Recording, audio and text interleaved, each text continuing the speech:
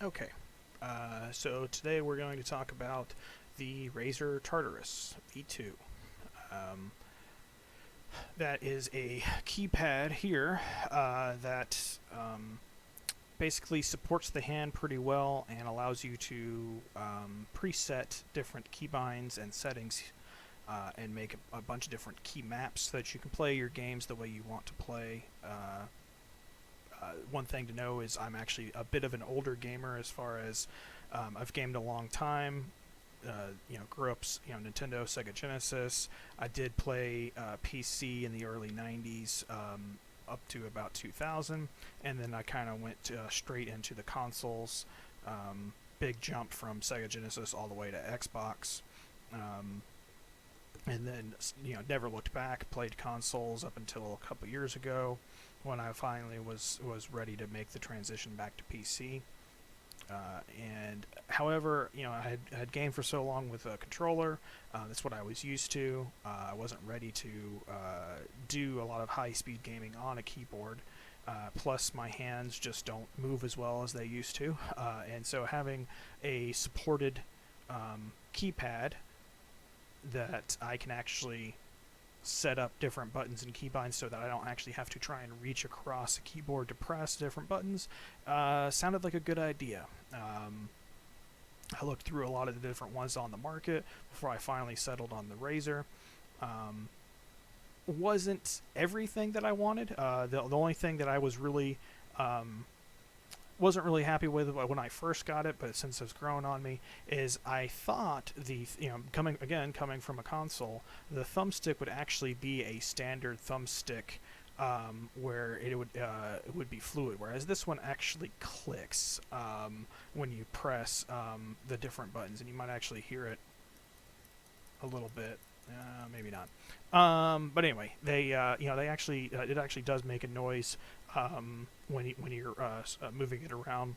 It doesn't have the fluidity of a standard thumbstick on a controller, but not really a big deal. So my palm of my hand rests here, bottom, and then my over my palm, and then my fingers kind of lay across and sit on these standard standard keys here. You can see on the standard key map here, these buttons actually are set to the standard left side corner of your keypad. And the cool thing about this is it actually has about technically, I think it's over 60 different programmable commands that you can put per key map. So you have the standard one. You have the 1 through 20 buttons, but then your scroll wheel is also here is actually 3 different commands. It's preset to the mouse scroll wheel, but you can actually program those to be any different button you want. This is a button as well. And then your thumbstick here is preset for 4, but you can actually change it to an 8 directional and actually command all those if you wanted as well. So you can actually get up to about just over 60 different commands. And the way you do that is you can also program in a hypershift button, so that when you press a certain button, all the buttons change. And we'll go ahead and show you an example of that. Currently, the only 2 games I have set up for this are Squad and Arma, but if it's green, it means it's been changed from the standard button.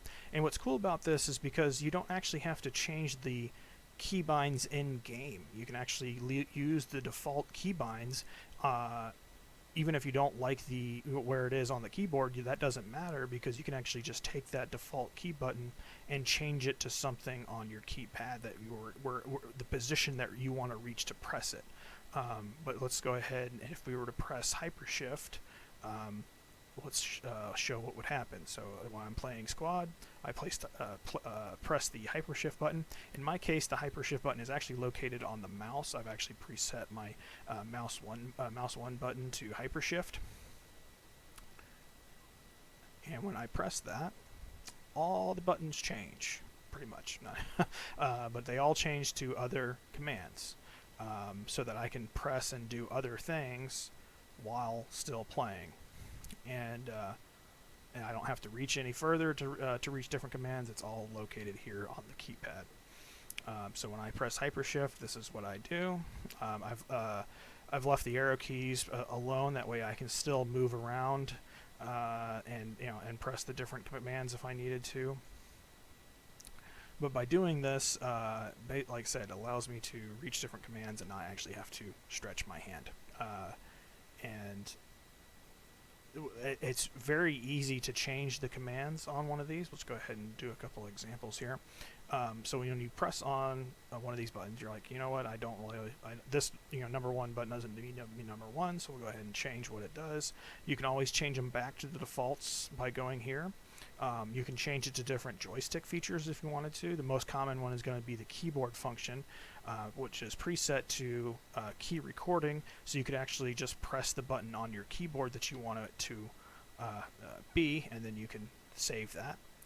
You can also go to the specific command here, alphanumeric. You want to change it to whichever the button is here. You can actually, the main one that I've seen that this is useful for is by using the modifiers and going and selecting the Windows button, because the key recording doesn't always pick up the Windows key.